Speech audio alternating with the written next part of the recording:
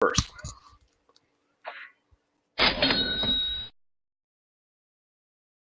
Thank you so much for joining us on this Sunday of activism. We have Bobby Tuna. We're very, very lucky to have Bobby Tuna. Miggy and I have been fanboy activists geeking out that we're actually able to sit down with the godfather of ganja, the square grouper importer, Bobby Tuna. Thank you for joining us. My pleasure.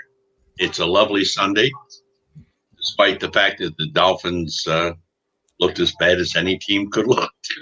Have you watched the Bears play recently? That's quite bad. Yeah. Huh? The Bears. Yeah. They suck. Yeah, no. Both of my teams, the U looked awful yesterday. It looked like they were coming around for a couple games, but same thing with the Dolphins. They had a couple of good minutes, but that's about all they're getting this year. And that's because there's no legalization for you guys. If you were to come to Seattle, the Seahawks are kicking ass. I'm just saying. We got legal weed.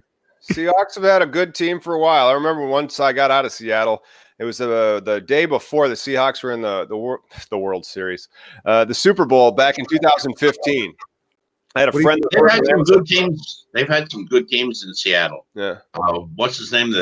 Has the record for catches. I'm not sure. I'm not even a big sports guy. They had a great quarterback. Yeah, I got Russell Wilson. He is pretty good. Yeah. Hey, man. So, Bobby, we were talking back in the green room. Why don't you give a little bit about your backstory? Backstory. Yeah. Starting where? Right. I want you to start with the first joint you sparked. What year was this? Okay. 19. Let me think. It's in the book, too, the story of the first Colombian that I ever lit. Anything else before that doesn't count. How do you know it's Colombian? Yeah. Well, I had smoked like most guys college age. I had smoked plenty of Mexican ditch weed and didn't much care for it and gave up on it. And I was in Philadelphia, pick up my mom. She was working there, and I was going to take her back to Atlantic City where she lived. I stopped at a friend's house, and he wasn't home. I went upstairs to wait, and we all lived on top of our stores on South Street, Philadelphia. My mom had a children's store. I was with my partner's family. They have a women's store. Anyway, I'm up on the fourth floor with his sister, and she whips out a joint. And I said, no, thanks. That shit doesn't do anything for me. Said, this is Colombian. I'd never even heard of it, let alone seen it at that point. And she lit a joint of good Colombian gold. Wow. After about 2 tokes, I was wondering how I was going to get back down the steps. Nice. And then sneak through their store without her mom knowing that I was raped. Oh, my Because God. I sure knew. Hey, And I'm sorry. yeah, that was my first big experience with weed. I think it's amazing that we fast forward. Was that at least 50 years ago? Was it before 69? Yeah, right around then. All right. So you fast forward 50 years. Colombia is still looking to be the chief exporter of cannabis, rivaling Canada as soon as it's legal to start importing, exporting. I mean, Colombia still has the renown, and there's a lot that's going. I mean, did you know that they supply most of the flowers in the United States? Yes, I did. Wow. I know people who were smuggling weed and blow in the big flower shipments. Wow. So you had inside knowledge on that. No, I knew they're the biggest flower grower in the world, and they grow gorgeous flowers. Huh. But it was inevitable that those big long boxes, there's like 50 heads in a box, 50 flower heads. Oh boy. When they call a florist pack, and it was inevitable that people shipping 100 boxes a day would put a few presents in a few boxes. No shit, Bobby. I was watching your documentary, the Scare Grouper, Godfathers of Ganja, just today, and that again back to the Colombia situation, because they mentioned that a lot of the weed was Colombian, but I mean, was that the main vein back then? I'm just curious because I know Mexico had a bunch of stuff and whatnot. Mexico was kind of a dead issue once we started bringing in good weed from Jamaica and Colombia. Until then, the only Mexicans coming in that were good was a small amount of Oaxacans and some from Michoacan, but 99% of the Mexican coming in was border ditch weed. And the only way to get high is if you had a ladder or a sky hook. And I don't know, you're maybe not old enough to remember that, but I can remember as kids we used to smoke it, and then you get red eye and a sore throat, and you look at each other and can you tell I'm high? Am I high? Do I look high? Better yet, do I feel high? The same thing happened to me in 2003 when I was in college or just thereabouts. And we were smoking they were still exporting that ditch weed out of Mexico. At least they were back in 2003. But this guy says he remembers some Colombian gold around 73. Is that how they would brand it? Or was that a cultivar strain name? No. Pay attention. You'll get a lesson. Oh. Here we go. There were 3 kinds of weed coming in from Colombia. One was called Punta Roja, grown in the mountains, beautiful bright green with red specks, sparkly red specks in it. And it was killer weed.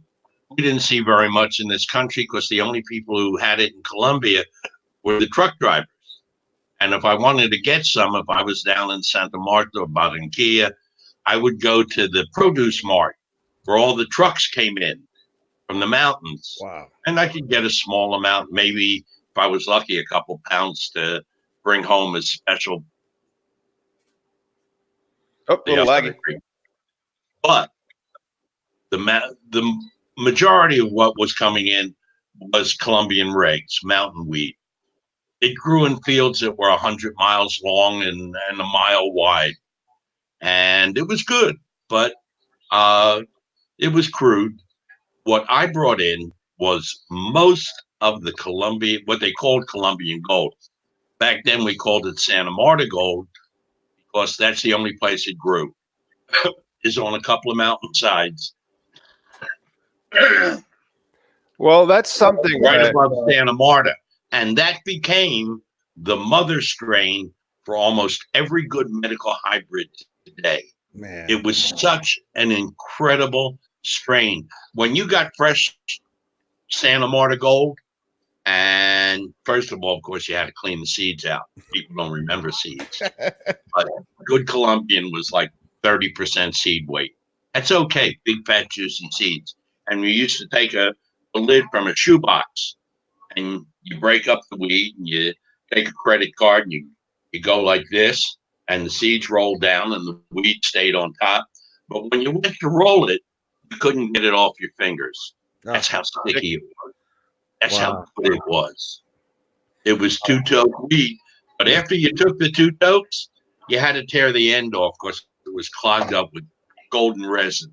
That's beautiful. I love that you have the ability now to rebut that old canard that they always use. This isn't your grandfather's weed. You can be like, excuse me a second. I can attest that, yes, it is. You know, the one thing we could do back then was we could test for THC. And we had friends at the university. We used to test the loads. Our loads averaged close to 18%, sometimes even a little bit more. Holy shit. That's top shelf today. Yeah. And we had Thai stick that tested at 18, 19%. We had Maui and we call it the other Hawaiian, Kona Bud. They all tested between 16 and 19%. So to say it's so much stronger today is other bull. Nice. And with weed, it doesn't matter how strong it is because it titrates almost immediately. And if you're a 2-toke guy, you don't even think about it. You do your 2 tokes, you put it down, and you come back the next day. Well, I come back in a couple hours, but that's one of the things I enjoy about the medical grade cannabis is that it's a couple of tokes, you come back in a bit, and then you can titrate again. Yeah. I'll tell you about a weed that come back 3 days later. Oh shit. Whoa, I want to see I that. used to live in London. Yeah. You know, I started the largest chain of schools in Europe. It was called Dynamic Reading. And I had schools in England, Holland, Germany. I had my own teachers in Oxford, Cambridge, Edinburgh, London University. And I lived over there for about 3 years. One day, a friend of mine comes over. He owned Reprise Records in Europe. And he had a bag. It was probably about a half pound, a little more, pitch black. And he says, this is very special weed. It's grown for a religious ceremony in Sierra Leone. They only harvest a couple of pounds twice a year. And he said, I don't trust myself with it, so I want you to hold it. He said, if I ever come ask you for some, then you can give it to me. he said, but you can smoke all you want. That was one Friday. I decided to dig it out, and I'm with 3 friends: a barrister, a solicitor, you know, 2 flavors of lawyers, barrister, a solicitor, and my girlfriend. And we were sitting around a cocktail table. I pulled some down and I rolled up a doobie. We passed it around, put it in the ashtray. This was 4:30, 5 o'clock on a Friday, cocktail hour. Mm-hmm. And the next thing we knew, it was 4 o'clock on Sunday. Oh shit! We're still sitting there. Half the joint's still in the ashtray, but there was not a drop of food left in the house. There wasn't anything, not a piece of bread, not a cookie, not an egg. And I always kept my house with plenty of food. In London, it's not easy to find a grocery store open on Sunday or anything else for that matter, except for central London. But I happened to have a German delicatessen that was on the next block. It was about a block away. And we had to have food. We were desperate. And so I went downstairs and out the door. I had a beautiful little mews house where I lived. You know, the mewses were the little areas behind the mansions where the servants lived. They kind of call them butlers. Anyway, I start down the steps and toward the delicatessen. And the further I walked, the further away it got. And I'd walk some and they'd move it further away. I thought it was going to take an hour to go a block. I finally got there, of course, and I bought out the whole store. Some of that, I want some of that, some of this. It was an amazing experience, and I've never quite had smoke like that. Bobby, you're a long time. Okay. You're a long time connoisseur, not just a guy who got in trouble with some cannabis, but an aficionado. Have you saved any genetics that you came across? I know a lot of guys who are old school smugglers, and some have saved some. But you keep that stuff in prison for 30 years. That's what I was going to say. Like, yeah, I mean, like, you might have had a chance of keeping some genetics if the government didn't get in the way. But yeah, what happened, man? 30 years in prison, my friend. You don't get to hang on to anything. That's where you had to cut ties. My wife. Oh, that's great. I got out. She was there. So this square grouper, it's available on Amazon Prime. Did the square grouper come from Colombia, and what is it? Square grouper, of course, is what we used to call bales that were floating around in the ocean. Some asshole smuggler, his nuts would shrink up to peanuts, and he'd imagine he was being followed, or he was afraid to come in, and they dump 20, 30,000 pounds overboard sometimes. Wow. I'm proud to say we never dumped anything, not out of a boat or a plane or out of our pockets even. But a square grouper is a floating bale of weed. I thought it was a terrible name. Godfathers of Ganja is what they called it in every other country. In Canada, in Europe, in Italy, it's all over the world. It's called the Godfathers of Ganja. In this country, it was square grouper, and nobody knew what the hell square grouper meant. I tried to talk Billy Corbin and Alfred Spellman, Raconteur Films, people who made Cocaine Cowboys and the U for 30 for 30 for ESPN. Yeah. In any case, I did the PR for the film. Magnolia Pictures was the distributors, and I went around to all the openings and the film festivals and had a great time. Yeah. Good way to get out of jail. Oh, how well of a job do you think they did representing your story? Because I thought it was kind of neat that when they highlighted your wife and she talked about how you smoked, like your mom and dad smoked too. Like everybody, the attitude towards cannabis was very laissez-faire back then because yeah. Well, it wasn't my family anyway. Well, it sounds like you a lot of families. Don't forget, the 70s was kind of wide open. And we thought that certainly during the Carter administration, they were going to legalize it. And he had said he would. But of course, when, his advisor got nailed for coke in the Playboy Club, that was the end of that. There was so much pressure that it went 180. And so they started coming down on everybody and everything. I won't mention his name, but we kind of all know who ratted out that coke deal. Oh shit! Yes, we do. Yeah, and it's a shame. But it's just so crazy to think that you got caught up in all this bullshit. Because at that same time, the DEA was about to face non-funding, right? That's exactly how we got caught up in it. They wanted to non-fund the DEA. It didn't serve a lot of purpose. And at the time, the FBI had a serious problem. They were no longer in the spy hunting business. Cold War was over. And at that time, the stated mission of the FBI was to stop industrial espionage. That really wasn't too sexy, nor was it too easy. They weren't enjoying it. And so they got together with the DEA. Now, remember, the DEA had no arrest powers. They had no arrest powers because in their original incarnation, they were a very corrupt organization. And to eliminate what was the original incarnation? The Bureau of Narcotics and Dangerous Drugs. That's that BNDD. That James Martin.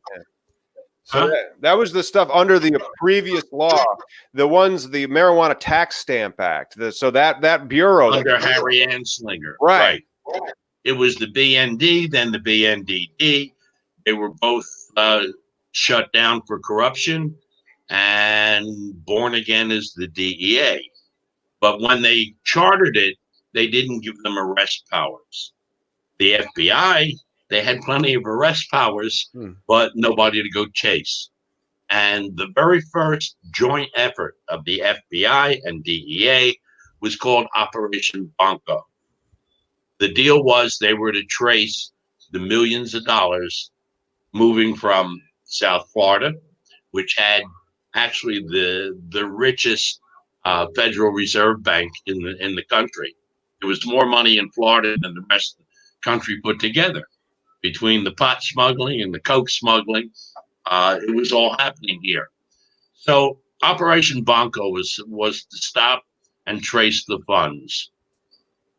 When they did, they found that the banks moving the money were also involved in the CIA operations against Castro. They were the anti-Castro Cubans, and they controlled a lot of the banks in Miami. So when they found the people actually taking in the money and sending it to Colombia, there was nothing they could do. The banker who was taking the money from us and delivering it to Colombia, he got a slap on the wrist and a 1-year suspended sentence. And he moved millions and millions. He was the guy they were looking for, but they couldn't bust him because of the CIA. Anyway, so somebody became the fall guys. Yeah. We became the fall guys.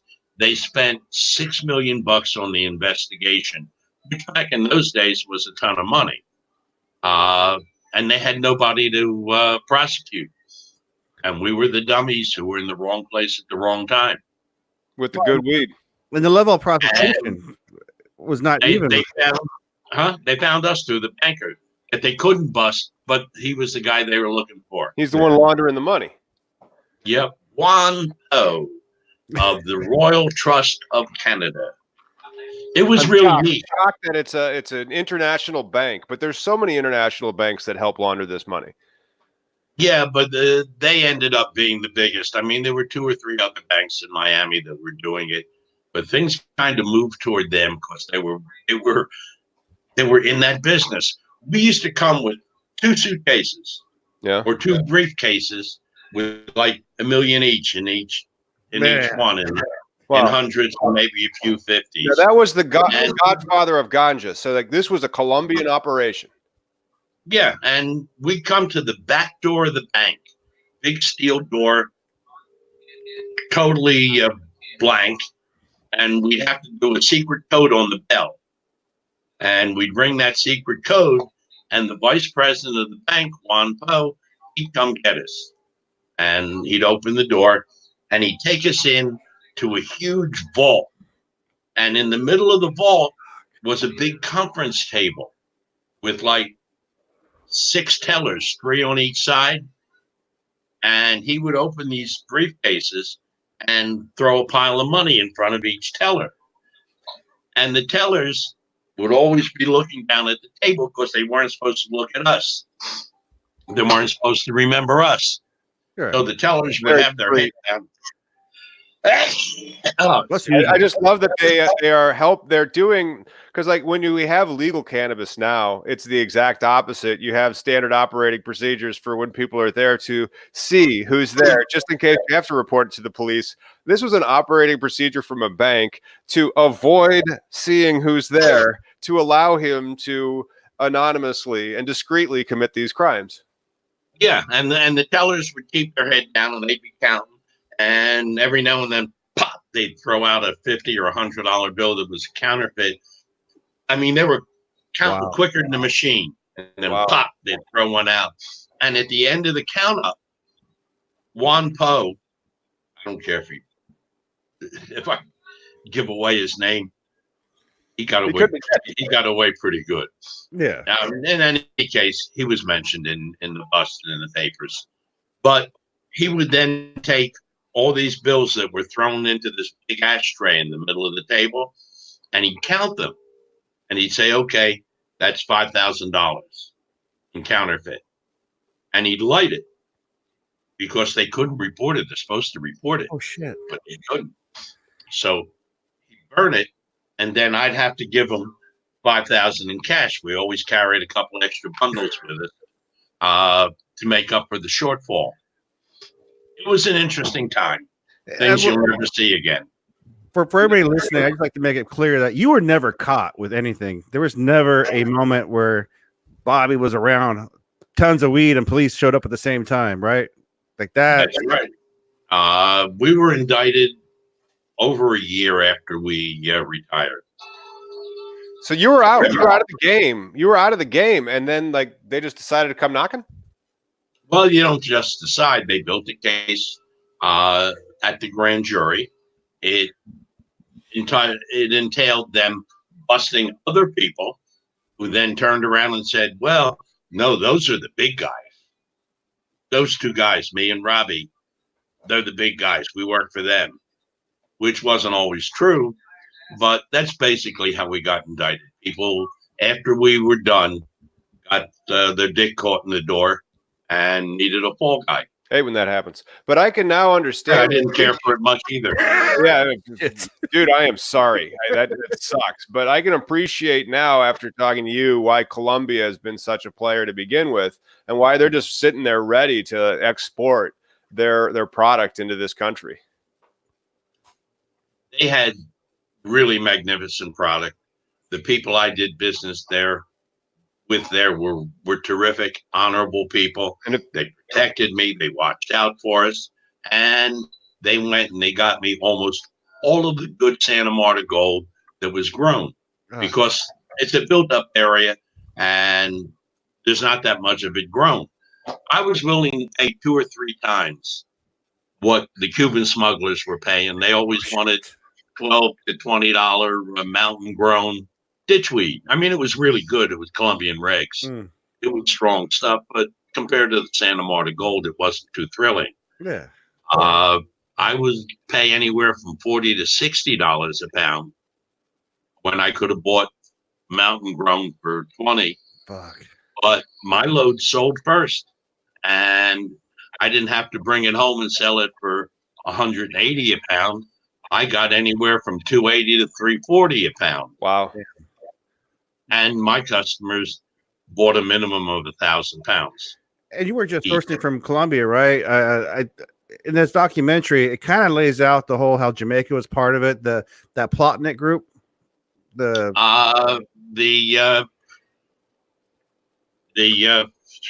all right. Coptic Christians. Yeah. They were the ones bringing it from Jamaica, Brother Love and the Coptics. And were you part of that hustle as well? Huh? Were you part of that hustle as well? Like any of your? No, I knew those guys, but no, I didn't have anything to do with them. And they cut their own throat. And they started doing a weekly TV show, and you could see these kids smoking spliffs that were 2 feet long. No, I had nothing to do with that. Yeah, we were talking about the island of Jamaica. Yeah. At one time, they had more money circulating in Jamaica than the Jamaican government. Yeah, that's what. When you got arrested the whole time, I mean, you weren't the only ones. That's where I'm trying to get at. Really, was like these guys are making more money in the Jamaican government, supplying and buying huge lots of property in Florida, just to be an intermediary. And you guys were just a couple of guys just trying to make a couple of green and then go on to your life, which is insane. They were a much bigger organization. There were never more than 6 or 7 of us together. Yet the DEA made us the Black Tuna Gang. Yeah. Oh, you noticed how they put the word black in there? And they said we needed these medallions to identify each other. That's how we would identify gang members. No, you didn't have a handshake flashing sign. Huh? You didn't have like a handshake or a flash sign or like colors, nothing. You just if I showed you our secret handshake, I'd have to shoot you. No, I don't want that. I do think though that while you might not have been able to keep those genetics for the past 30 years, the people in Colombia and Jamaica probably have. So that is something that I'm looking forward to when we do legalize this stuff, getting some land races from there. I know a couple of people who claim they've still got a few seeds for Santa Marta Gold, which is just the most extraordinary pot. But I also have met dozens of growers who have gone to Colombia, tried to find seeds, could not, and then came to me and asked who I could, if I could send them to somebody who might have the seeds. What they're really looking for is the Santa Marta Gold and the Punta Roja. Wow. I can only imagine how good that shit tastes. It tasted so good, and it was so sticky. I love how, it isn't our grandfather's weed. Yeah, we got shit now. It sucks. Yeah. No, we've got some good weed. We do. I did a beta test on some for True Leaf that I would say is as close as anything's ever come to that Santa Marta Gold. Well, I heard like OG Kush. Isn't that a Florida cut that came out of the 90s? Yeah, what about it? I thought that the OG Kush cut was something that was developed in Florida in the mid-90s. Yeah, and it was good. And before that, the Crippy, which was a lot like Colombian. I think what we experienced. I just saw a NPR thing where they talked about tomatoes are losing their flavor because they've been so groomed to be better to fight pesticides and whatnot. And this is the only reason why I think that home grow is important, because just like with the potato famine, if we just tailor genetics to a certain way, we're not going to have the same awesome sticky icky that was back in the day. Instead, we're going to have this tailored bullshit that auto flowering. I mean, it's not all bad. That's nonsense, because all the dispensaries compete with one another. Right. And everybody's always looking for top shelf, what's new. And so they develop them. Yeah. What I beta tested for them last week was months in development. They grew, I had heard they grew something like 18 plants to find a mother. And once they found a strong mother, they had to grow another crop to make sure that the mother bred true. Yeah. It's a lot more sophisticated than sticking a seed in the ground like we used to and then having a good time watching it come up. No, I think they're actually producing more top strains now than ever. Yeah. The average strain of True Leaf runs 19 to about 22%. 19 to 22. I think that I've gotten 7 different strains there, and they were all up around 20, 21, except one that was 16. But it's not necessarily the percentage. I mean, I've had weed that was 18 and 20. You still couldn't get high on because it just didn't work in the body. Right. But the 16 that I tried of theirs was as good as the 18 or 19. You'd be hard pressed to tell that it wasn't as strong. So no, I believe in the people that are in it now. I know the people that are growing for all the different contests, the Cannabis Cups and the Emerald Cups, and the dab dues and dab dudes. Well, let's turn to Florida. There's a lot more great stuff actually being developed now than there ever was. So it's just the haters that say, they're growing generic weed. No, they're not. That's baloney. Right. All right. So let's then translate that. Oh, I missed the True Leaf thing, but this is True Leaf. It turns out is a sponsor of this Regulate Florida, which also has a. No, this isn't the Y. Where's the one about you? There it is. Catch Bobby Tuna. So you've been working with this Regulate Florida ballot initiative. Yeah, I'm also a director of NORML for the state. Okay. So and of course, founder and director of the Silver Tour. And we wouldn't have medical in Florida if it wasn't for the Silver Tour rounding up the senior vote. Oh, yeah. I believe it. I believe it. And then here it is, sponsored by True Leaf again. So True Leaf is a sponsor of the Silver Tour? Yep. We go in, we bring a doctor, we bring patients, we give them a free Panera Bread buffet. It's a show. It's not a seminar or a class. My average audience is 200, 250. Nice. I just did a small show in the Villages of 150 people. Mm-hmm. So many of them got up after the show to sign up for their medical card. Great. And we had Dr. Kelly King, who's fabulous. She's been doing a lot of the teaching at the universities. She had to come back like 2 more days just to write all the recommendations. The Silver Tour is magic. It really is. And there's nobody else out there really talking to seniors. No. There's nobody out there doing public education. And that's the biggest block. I mean, the block is the seniors and the public education like that, because in Illinois, we were just stuck at a very few amount of patients. And Florida just killed the amount of patients that Illinois has in a relatively quick order, because I thought Florida just recently obtained medical cannabis in the last election in 2016, right? 2016. Yeah, we've had it 2 years. Wow. Yeah. We've got almost 100 dispensaries open. True Leaf's got 39 open, and they're going to do another dozen before the year's over. That's great. They're an amazing chain. Let me tell you something. All 5 of the original licensees came to me and they wanted to sponsor the Silver Tour. I mean, they come from my shows to their dispensaries via the doctor. Yeah. And we're back. Man down. I looked around and there was one that stood out.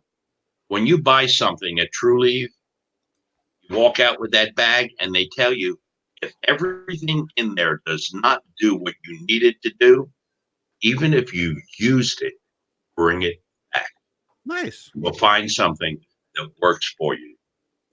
To me and my demographic, which is seniors and veterans, that means everything in the world. Nobody else takes back medicine. Some of the other dispensaries are pretty good. Pure Leaf is good. They're like the Mickey D's of marijuana. They're all over the country. It looks like the same plastic store, but their products are decent. Mm. We have another one here. They were so bad they had to change their name after the first year. Oh shit!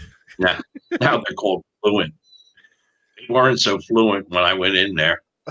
I went in 3 times, could not find a single product decent that was available. That sucks. Before True Leaf opened up in my area. But Bobby, that was nice. But what kind of testimonies are you getting from the senior crowd after they get their script? I'm always curious. Like, there's somebody who had a bad, body aches, and then they're like, "Oh, I'll try marijuana the first time. Holy shit, I feel like I'm 30 again." Are you getting something like that, or hundreds of them all the time? They come up to me. They stop me in the supermarket. I want to hug you. Can you give me a hug? Why is that? Well, my mom had 4th stage breast cancer, and she wouldn't even consider marijuana. I made her go to one of your shows, and that was 2 years ago. Nice. She's fine. And I hear this all the time. One place, big senior community. We've been several times and always get a huge audience. The president of the club that brings us in got up and he talked about all the skin cancers he's taken off his head and his arms, and that his wife taken off. Yeah. And to have somebody who's well known in the community stand up and say, "I listened to Bobby, I tried it just like he said, and no skin cancers, no more Mohs procedures, no more steroids." I get it all the time. That you are recommending they take, or is it just the inhalation? Is it just the cannabinoids? No, we explain all the different ways. There are a lot of seniors who don't want to smoke. There are a lot of people who come in and say, "Well, can I do the same thing with CBDs? I don't want to get high." The answer is no, you can't. They're selling CBDs like it's snake oil nowadays. Yeah. Every time there's a good research report on full spectrum cannabis, some asshole says CBDs will cure your cancer, and half the stuff on the market isn't even legitimately CBDs. Right. So I explain the difference. I tell them about the entourage effect, and the doctor does the same thing. The doctor reinforces it and explains that you need all 460 elements in there in order to get the real benefits. Right. So we do that. And I tell them, if you want a CBD product, get it at a legitimate dispensary where it's grown from cannabis, not industrial hemp from China, that it doesn't have metals. And if it says 10% CBD, it really is 10% CBD, not 2%. So we cover all the bases. We talk about edibles and drinks and tinctures and pills, and there's a million ways they can get it. Do they ever feel overwhelmed by how much of a world there is to this cannabis plant that maybe they've been ignoring their whole lives? They're overwhelmed with the truth, and they're accepting. When I started the Silver Tour, I couldn't get into even one senior community. When did you start the Silver Tour? Almost 10 years ago. I remember, because that's about when I came by you, was about 10 years ago. Around 2010, 2009.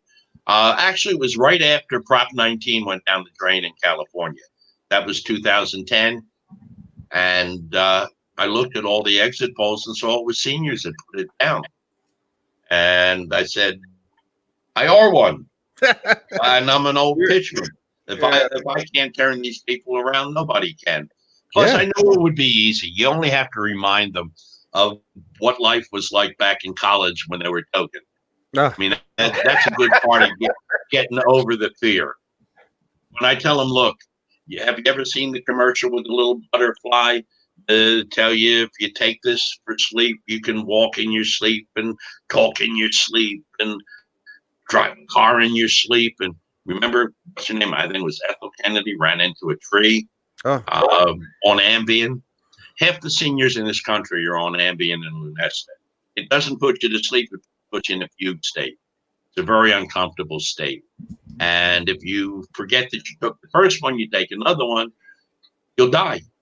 Yeah. They tell you your tongue can swell up and you can die. They also tell you if you suffer from depression, don't take this. Well, what senior doesn't suffer from depression? Being old is depressing. But then you remind them, remember when you were in college, you'd sit around, you'd toke, you'd order a pizza, then try to figure out what you were talking about before you ordered the pizza. I still do that. It's great. And you get a great night's sleep. You wake up feeling good, and you actually get REM sleep. That's an easy sell. Wait, let's do this. Okay, you said you actually get REM sleep. Is that a trade-off when you're drinking alcohol? Do you not get REM sleep? But if you smoke cannabis, you will get REM sleep? Yeah, plus you don't get REM sleep from any sleeping pill. From Ambien, Lunesta, you do not get REM sleep. You're put into a fugue state. It's a very uncomfortable kind of, I'm asleep kind of. Yeah. But it's not restful. And it's frustrating. But half the seniors in this country take it, and every month, almost a couple of hundred die from it. Wow. Hey, so that's an easy sell. Is Xanax popular amongst the seniors?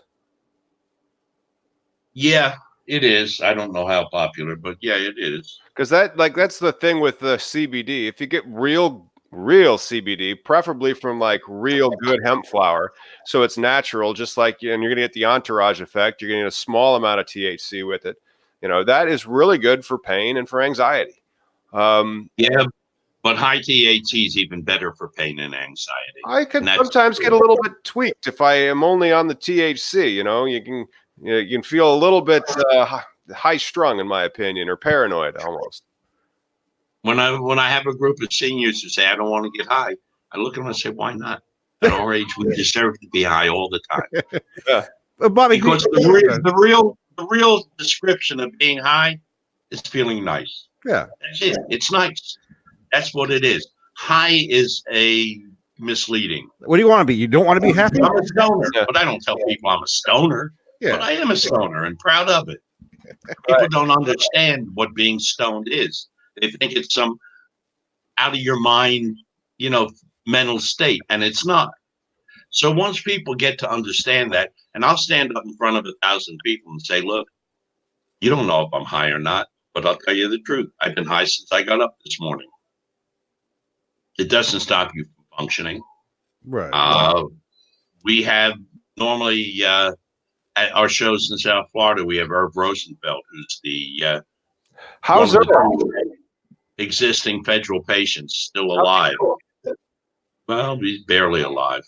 No, and he's got some health problems that have nothing to do with what put him on cannabis. But he's been getting it from the government for 40 years. Yep. And he gets 300 joints a month from the feds. And it's the only thing that's kept him alive since he's a teenager. So when he gets up and testifies, or at the last show I had Jerry Dunn, the America's Marathon man, the 73-year-old guy who runs 200, 400-mile marathons, and he's getting ready to do a cross-country run, 3,000 miles. Wow. And when he talks about his cannabis use and the fact that he's 73 and running marathons, that overcomes a lot of problems. Wow. Do you have a lot of barriers too, dealing with people's mindset of like, this has been illegal. My government tells me this is bad. So why should I believe you, guy who served 29 years? I mean, I think that's a lot of stalemate thinking, We used to get a lot of that. Now we get very, very little. And the truth is, what swung it around, now it had been coming in our direction, but what really swung it around was Sanjay Gupta. When he did that first special, the Charlotte's Web, which also started the whole CBD thing, and it was wrong because Charlotte's Web was not really a CBD. Yeah, really, I thought it was quite high in CBD. No, it was a 1-in-1. Oh, just 1-to-1. Okay, I thought it was like a 20-to-1 ratio. I thought it was one of the first 20-to-1 ratios because a lot of the ones now that they're growing for hemp, like Lifter, Cherry Wine, ACDC, they're a 20-to-1 ratio. Yeah, but they're not very good. Uh, when when you take a kid out to Colorado, you get them on Charlotte's Web, they make you sign a release that says you will not tell anyone what went on here. You know, the brothers are trying to keep that in their pocket. And what they do is they'll start you on a high CBD, almost no THC. And when it doesn't work, which is most of the time, and they start raising the CBD, THC content. So finally it gets to a 1-in-1. And that's what most people are on. They'll deny it, but that's what most people end up on is a 1-in-1. 10% THC, 10% CBDs, 14% THC. Like a Harley Sue or an Argyle strain. Yeah, there's. Yeah. Well, I like those. Well, I'm just saying that I don't mind a 1-to-1 strain. Like, you know, if I sprain my ankle or something, I'm probably going to go to it. You know, I'm not going to sit there in pain. No, but there's been a lot of research reports out lately that said if you try a straight CBD as opposed to something with high THC, the high THC works much, much better for pain, for anxiety, for sleep. And if I was going to treat a cancer, and I've treated dozens of them on myself, it would be high THC. I don't care if there's any CBDs in or not. I'm getting good quality RSO from Trulieve now. They put out 2 strains of RSO. One's a heavy indica, the other's a really good hybrid. Yep. And I put a little drop on a cookie or a piece of candy or a cough drop every night, and I take it for sleep.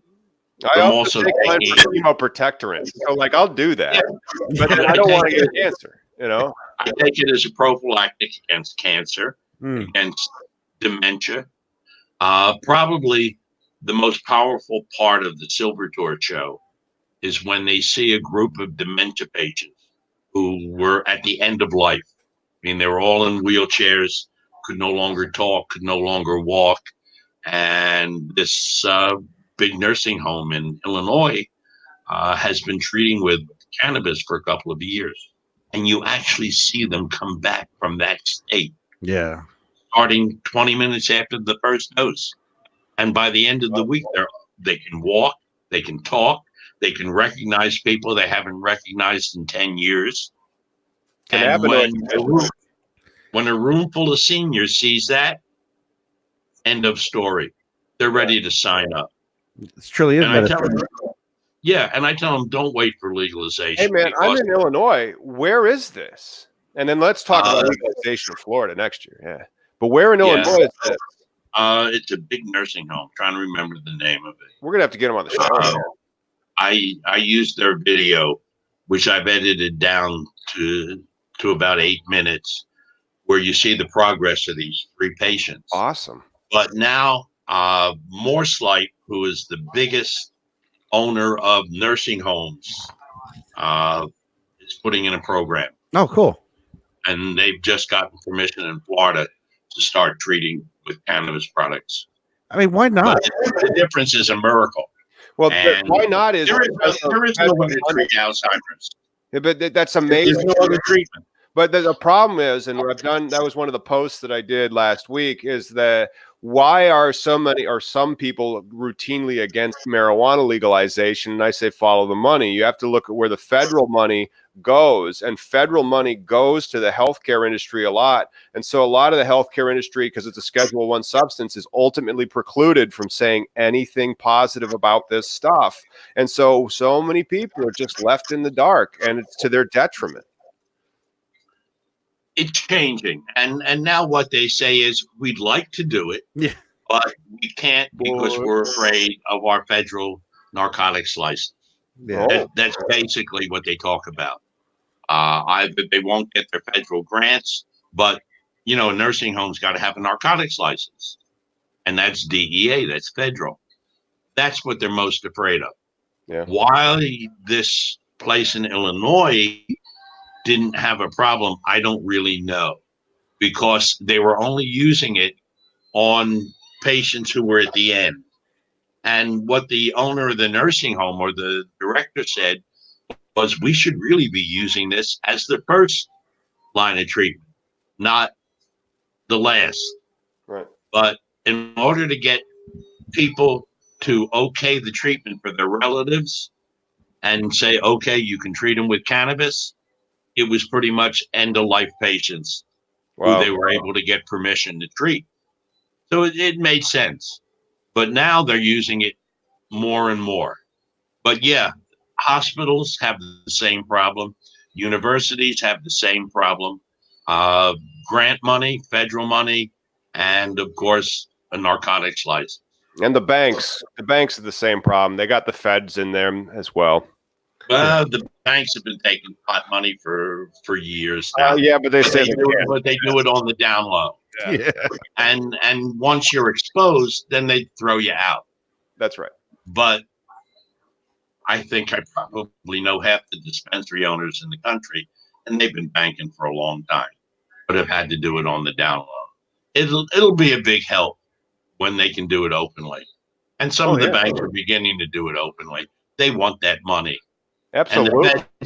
And the feds don't want you coming in with a briefcase like we used to take to the banks to pay your taxes, which is how it has to be done, at least in theory. Well, that's one of the reasons why I don't think they're too quick to get rid of the Schedule 1 substance, because they get that IRC 280E money, that double tax in the dispensary. So the larger the medical cannabis or adult use cannabis markets get, the more money the feds take from IRC 280E. But of course, they go to great lengths to avoid it with downstreaming and stacking these LLCs on each other. And so a dispensary is like 20 times more likely than a normal business to get audited. Yeah. That's bullshit.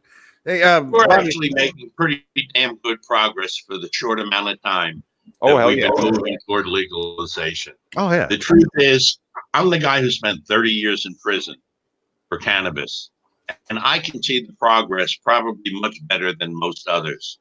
I'm not bitter. I don't look back, and I'm thrilled that we're making the progress we are, and that I'm part of it, and I'm bringing seniors into the conversation, because nobody else did. Yeah. Nobody else even wanted to include seniors. You know, when Prop 19 went down in California, and I was talking to some of the well-known activists out there, and I showed them, I said, it's seniors. They said, we don't need seniors. We've had medical for 15 years. Nobody's going to take it away from us, and we're going to get legalization. Well, they blew the legalization, and the government started closing down dispensaries, started busting growers out there. And they saw that not reaching out to educate people was the reason. The senior vote, too, I can imagine, just trickles down. And we've gotten almost every state that we've attempted to legalize medical, we've won. Silver Tour. Right. So let's talk Silver Tour. Let's talk Silver Tour 2020 in Florida. Is it gonna make the ballot initiative in Florida 2020 legalize cannabis recreationally? We're hoping regulate will, and we're doing everything we can to try and raise the money. But the fact is, the other folks have the money. And as far as I'm concerned, and I know some of my other directors agree with me, that if we don't make the ballot, but legalized Florida does, I will personally do everything I can to push to see that it passes. I mean, I've been working at this for a long time. I did 30 years in prison. I've been a leading activist for the 10 years I've been out. And I'm getting tired. I'm old. I just had my 77th birthday yesterday. Man, Joe Biden's your age. He's running for president. I think you guys got you're old, don't get me wrong, but you're experienced. You're very experienced. You know, you're ready to lead the world, you know. I'm old, experienced, and I know for a fact that the majority of seniors need us to pass recreational. That's the only way they're going to have safe, legal access to what is really good quality medicine. I am thrilled with what's in most of the dispensaries here. It's top quality. It's slightly more than the black market, not much. What's the price of a gram? Because that's something we like to talk about. Grams are running between 10 and 11 bucks a What? gram. That's And about that right. ain't bad. No, That it's ain't like bad. 20 here, man. It's 20. No, see, an eighth in True Leaf is like 43 bucks. Oh, No, nice. 59. And that's 3.5 grams. Plus, they give you a discount for almost everything. If you're a veteran, if you're a senior, if it's your first visit, if it's Halloween, if it's Christmas.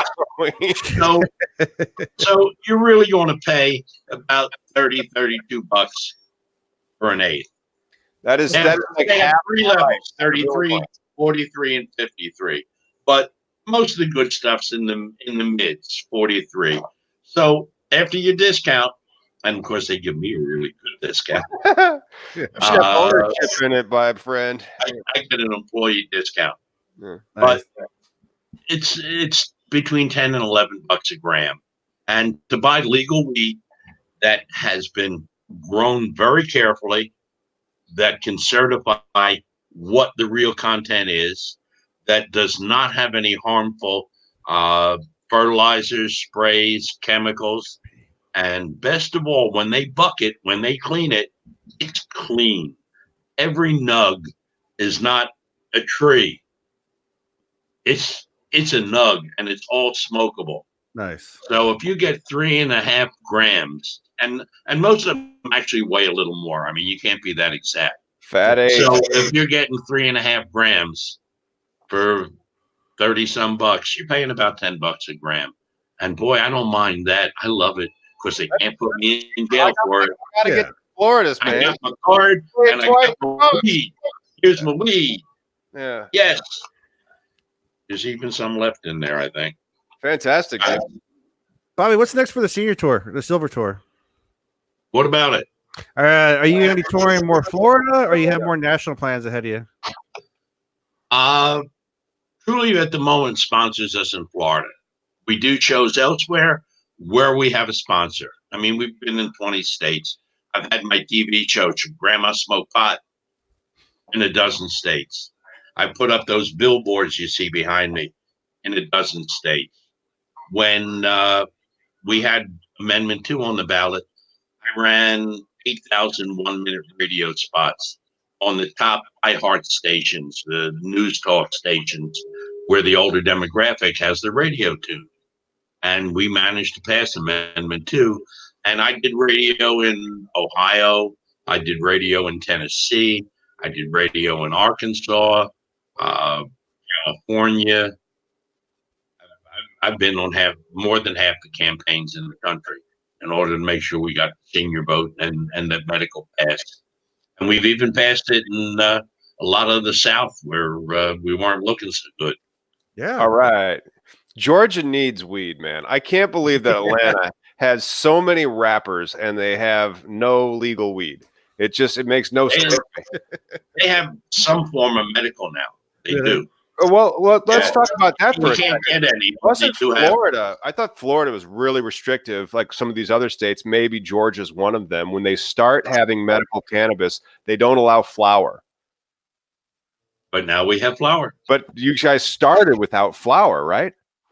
Yep, and the court said you can't do that. These people voted Florida courts. All forms. Yeah. Any form is what Amendment 2 says. Any and all forms of cannabis. And deregulate the license, decentralize it so you can have a lot of opportunity for people to start businesses and get into the industry. Yeah, and although you don't think in those terms, everybody, all the haters say they're making millions and you got to be a millionaire to get in. And they don't realize it costs millions to even set up a grow. Yeah. And of course, the licenses are very expensive. Store rents are very high because they see you coming. They do. They know you're a pot company and they put up the price. If you want a dispensary, you're going to pay big, big money for the stores. And each dispensary in Florida has anywhere from 30 to 35 employees. Now, True Leaf has opened and trained employees for 39 stores, and they're ready for a lot more. That's a miracle to me because there is no labor market. Mm. Place down here is desperate. Every restaurant is desperate for help. Every Really? factory. But you guys are like every 26 million people. How can there be such a tight labor market? Florida. wherever, because there's no unemployment. We've been here before, and then when you stop all the people coming in, and there's nobody to pick your crops, and there's nobody to be a maid in your hotel, and there's nobody to be a waiter in your restaurant. 10 more years, we have robots. Unless you're Trump, because he brings them all in from Slovenia. Yeah. To marry. You know, he doesn't hire Americans. No. He really doesn't. Well, no American would put up with Donald Trump's shit and be his wife. Yeah, I mean, Outsources there everything. are literally dozens of lawsuits in Florida and New York against the Trump organization. They bring in foreigners working 20 hours a day and then stiff them. That's right. That's the thing. It's really easy to get rich. All you got to do is look up the lawsuit. It's public record. But people aren't that interested. Well, let's really hope then, because I think that people are going to go to the polls in 2020. And that's because Florida, if they're going to put something on the ballot, whether it's regulate Florida or legalize Florida, you want to get it passed. You want to get that access to the safe, good medicine to the people of Florida. The presidential election allows for more people to show up. And don't you have to get like a super majority for that amendment to pass? Yep, 60%. Damn. But we got 71% for Amendment 2. Yes, you did.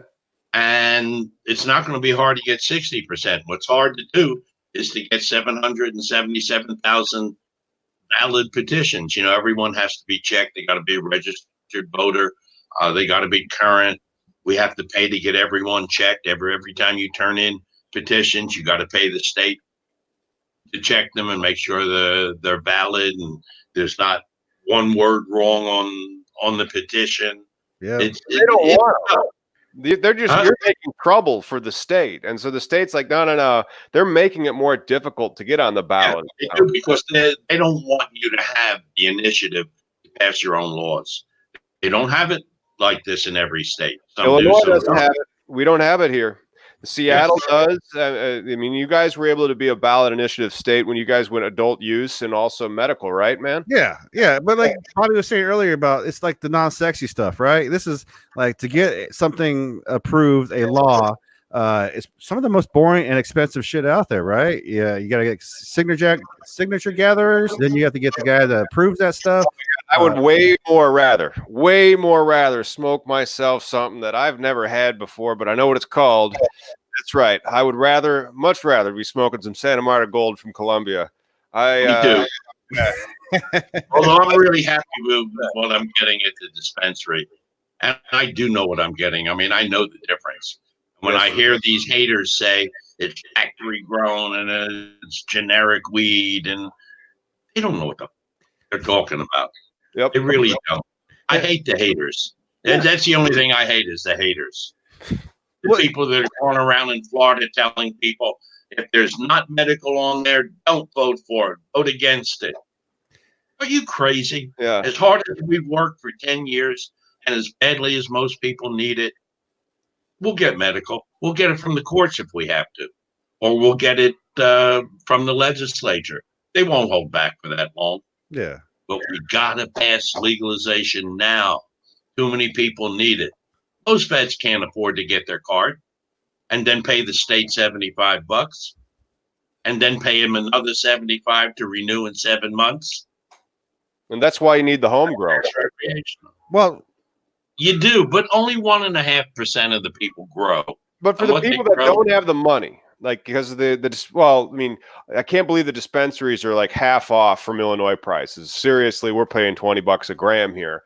But if you're paying $20 a gram, that home grow is even more important, especially if you're a patient, because then you have the power to control. It's only important if you can grow it.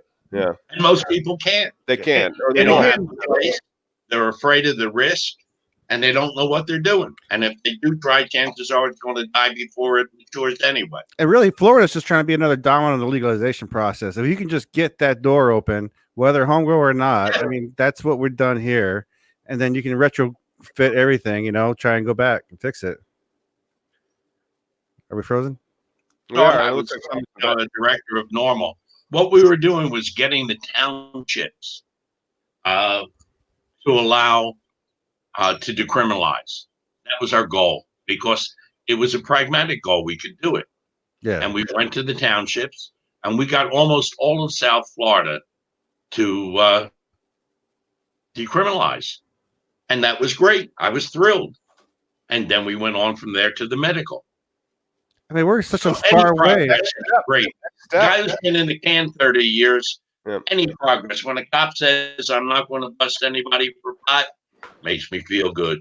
Well, but I think that you have tapped into absolutely the right vein because it's that mortality of it and like how you explained how it is to get older and that the prejudice is there. But then as soon as you start breaking it down and like, no, this is going to protect you against Alzheimer's. This is going to help you have less pain, less anxiety, be more comfortable in your own skin and enjoy your life. That's what the Silver Door does. Yep. That's why it's so successful. About wellness. It's about wellness. Yep. It's about weed. Man, well, we're going to have a lot of sponsorship opportunities for you to come across and talk to the old folks home here in Illinois because, you know, I like that Illinois has made its law how it is, but we got to break that stuff open. And I think that's just the next level of it. So, you know, hopefully next year we'll help. We're going to promote as much as we can about getting Florida passed next election day. But then also the laws continue to evolve. Yeah. And so like you started with decriminalization into medical, into adult use. And then after you get that open now, I mean, like I see how we're regulating alcohol and the public use of alcohol. There are 20 different classifications of liquor licenses in my hometown. Not one classification for using cannabis in public. It's true. But look at all the people who just got sentence commutations in your state. Yes, that's good. Great. That just thrills me to death. Hell yeah. I mean, I didn't get one, but I'm happy to see everybody else. Possession limits. That's kind of like one of those next things where it's like, how come I can go buy all the vodka, but I can only have 1 ounce of cannabis? Yeah. It's changing so fast, and we're making so much progress. I'm thrilled with it. Oh, me too. Every time I hear some asshole say they're robbing us and greedy, and then there's only one chain in the whole country, dispensary chain, that's ever made a profit. Only one. Really? Because they're the best chain. Yeah. Truly. Oh, right on. They've been written up in the Wall Street Journal and Barron's, and they spend a fortune on education, not just the Silver Door. They've got people that do nothing but go out and educate. That is fucking awesome. That is so because the doctors start from zero. Oh, they do. They actually start from anti-prejudice. They start from go to doctors. Yeah. Tell them what the law is, how to use it. Start teaching them about dosing. Educate them about the products available. Truly spends a fortune. They sponsor most of the big educational seminars for doctors. Nice. And yet they're the only ones making a profit. And they're not overcharging. Their pricing is about the same as everybody else down here. Well, it's in their best interest, I think, that as the world changes, I've said this before, where people fear big marijuana. I'm like, you know what? I don't fear big marijuana because big marijuana doesn't want to go to jail. So let them help change the laws too. We've been at this for a long time. I've been 20 years. So now we got money involved. Let's do it. Yeah, I mean, without money involved, we wouldn't be making the progress we're making. Oh, are you kidding? I can't. Like when I first met you guys 10 years ago, when I first met you guys 10 years ago, I had to get out of the game immediately and go become a bank lawyer because there was just not only was there no money, the legislation and the prejudice, the amount of progress that has been made in 10 years is crazy. And then now it is. Yeah, now you get to like cash in to a certain extent, and then. Because when you talk to somebody who's not in cannabis, they immediately get overwhelmed.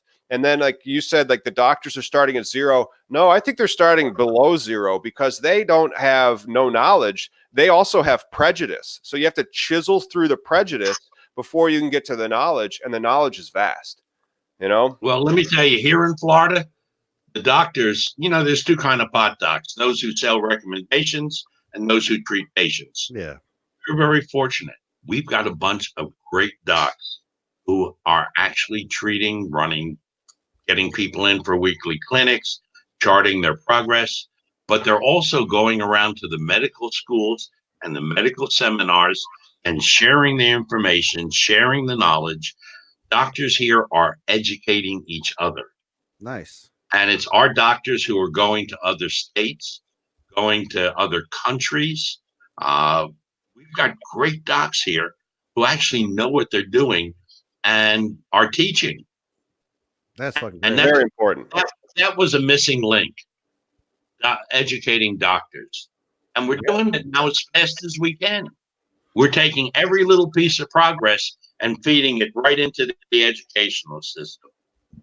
I wonder if the endocannabinoid system is like whether it's a sentence into a doctor's book or if there's a whole chapter, because there should be a whole chapter as it involves our nervous system and our bone structure. But, it's great to hear that these guys are teaching each other, though. It's actually a lot of chapters. And I've got great docs who come to my show. Kelly King, she's been doing seminars all over the country for doctors. Barry Gordon, that great nurse from up in New England, Eileen Kuznitsky. She was just over in Germany teaching. She was the first. In the beginning, I couldn't even get a doctor in Florida who'd get up on stage and speak positively about cannabis. Damn. They were all afraid of the Florida Medical Association. That money, man. That's We it. said poison. Yeah, by the way, my Well, friend. can I speak at your show? Are you doing a show in my area? Because at the end of the show, Nice. they get business. And that's It's what about the show is about. The idea is to get people to sign up for the card, come to cannabis, use it to treat their cancer, and then go tell everybody how wonderful it is. I want to get you a dispensary, dude. We could hang out there, and then just come on down to Big Bobby Tuna's dispensary, and then that would sponsor the Silver Tuna tour into the next state, where you can use that application knowledge to get that next dispensary. You might have to partner with the social equity applicant, though. Yeah, True Leaf has actually got some licenses in Mass, in Connecticut, in California. Well, we got some going up in Illinois, man. We should get them. And I think they're going to be in every state. Good. And when they do, I'll be traveling in every state. That'd be dope. I got the Chicago flag up there because this is literally Chicago. Chicago. Hey, it's been really great having you there, Bobby. I really appreciate you, man. Pleasure. Thank you for having me. Hey, why don't we? Where can people find you, man? And I'm going to bring up some of your websites then, just so you can kind of like tell us about them. TheSilverTour.org is the best one. It's got both of my books, Black Tuna Diaries, which is in its 9th printing, and Greed and Evil, which nobody wants because it's a book of facts and it explains who's getting rich from keeping cannabis illegal. Oh, yeah. And then they can also check you out at Regulate Florida. RegulateFlorida.com. They can download the Regulate petition, fill it in and send it to us, or send us a donation. Nice. And then we need money to get this done. And you can find Square Grouper, or as it should be called, the Godfathers of Ganja, on Amazon Prime. I learned a lot from that documentary, actually. Yeah. Yeah, not just about you, Bobby, but the whole era. I mean, that was eye-opening. The history. Yeah. That was the big surge of what made marijuana what it is today, what we did back in the 70s. Yeah. Well, thank you very much for it. So much. And guys, we'll be back with another Activist Hour this time or thereabouts next week. And thanks again for Bobby Tuna joining us. We'll see you real soon. I gotta get rid of the wrinkles. I need.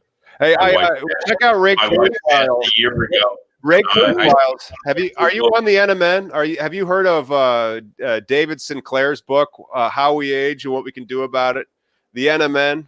All right, I'm going to send you some stuff.